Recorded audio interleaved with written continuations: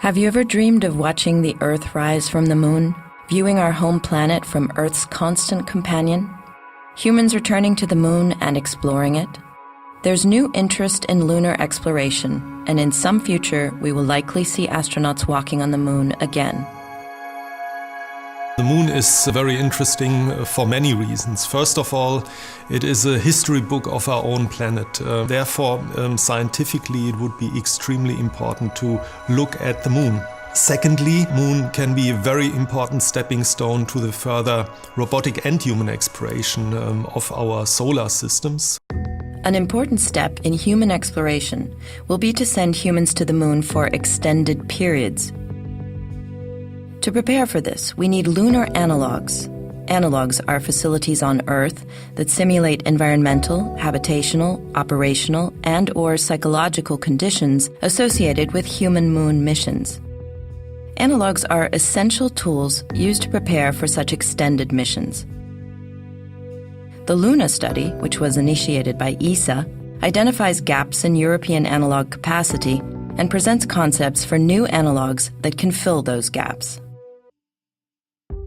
The outcome of the Luna study is a concept for an analogue which is called the European Surface Operations Laboratory, ESOL. ESOL mimics aspects of the real lunar environment and of lunar habitation within a controlled laboratory space. The goal of ESOL is to prepare and train for future human and human robotic missions on the Moon. Yes, I do believe that we need Moon analogues on Earth, both to develop operational scenarios and concepts and to test them, to verify if they really work, to test their robustness, and of course eventually to train the astronauts. That's what we do today for the ISS, right? We train in mock-ups, and those facilities are very much used to plan and to develop procedures and to train ground personnel as well, but of course also to train the crew members who are going to go to the space station. So eventually we're going to need to develop something similar for a Moon environment and the scenario of a Moon mission. The European Surface Operations Laboratory, ESOL, could be this European analogue. It's designed for planning, simulating, and testing future human spaceflight operations on the Moon. It's proposed that ESOL be built at the European Astronaut Center, EAC, in Cologne. There, it would profit from EAC's existing facilities and operational expertise, as well as synergies with other local facilities. DLR's EnviHab is a new, highly sophisticated medical research facility near the EAC. EnviHab makes it possible to study the psychological and physiological effects of diverse environmental conditions that humans are exposed to in space. EnviHab has a variety of labs and equipment such as a human centrifuge and conducts long-duration bed rest studies and isolation campaigns. In synergy with EnviHab, SHE, a two-person self-deployable habitat, is proposed as part of ESOL to enable crew isolation campaigns and the study of human factors and issues of habitability on long-duration Moon missions.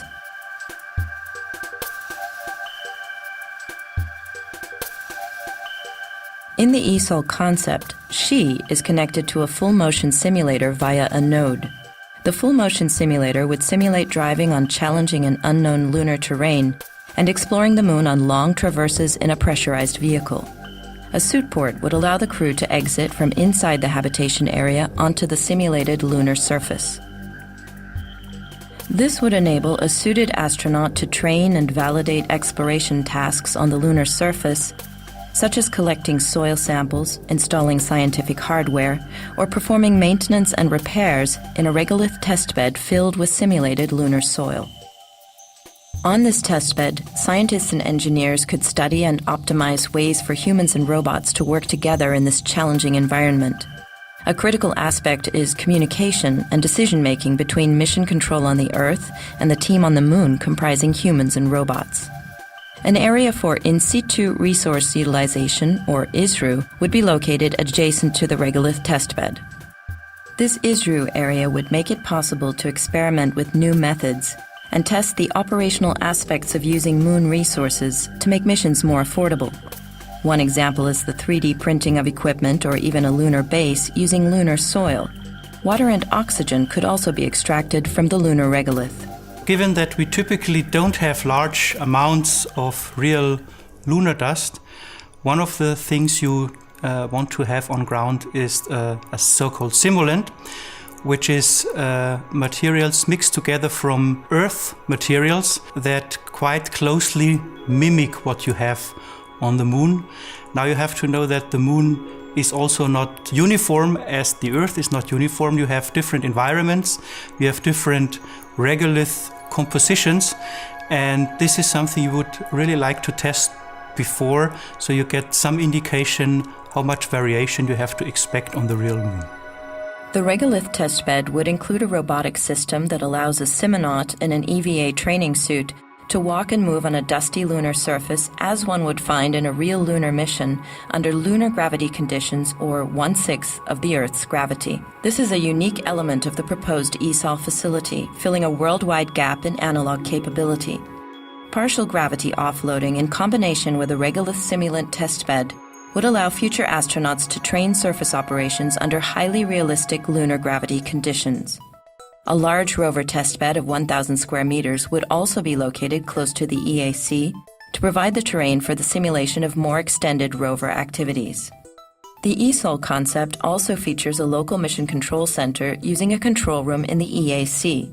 From there, flight controllers and trainers would simulate working remotely with the crew, just as in a real mission. The Mission Control Center would also serve as an interaction point for the public to witness mission simulations.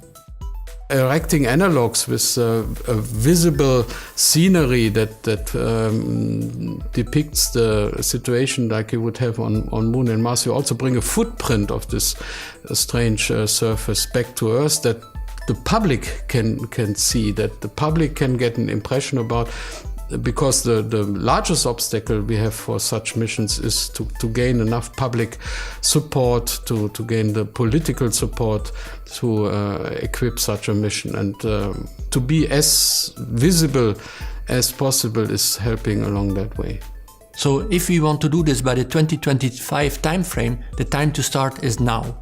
And this is exactly what ESA is doing. We have preparatory programs for the Moon. We are presenting a lunar program in an evolved stage, so in further development for the ministerial in 2016. And of course, if EAC, we want to be part of that, we need to be ready now. We need to make the studies now, and we need to start building up the capabilities now, so that when this will happen in 10 years from now, ESC is fully ready to support those missions. Analogues are essential tools for preparing human and human robotic missions on the Moon.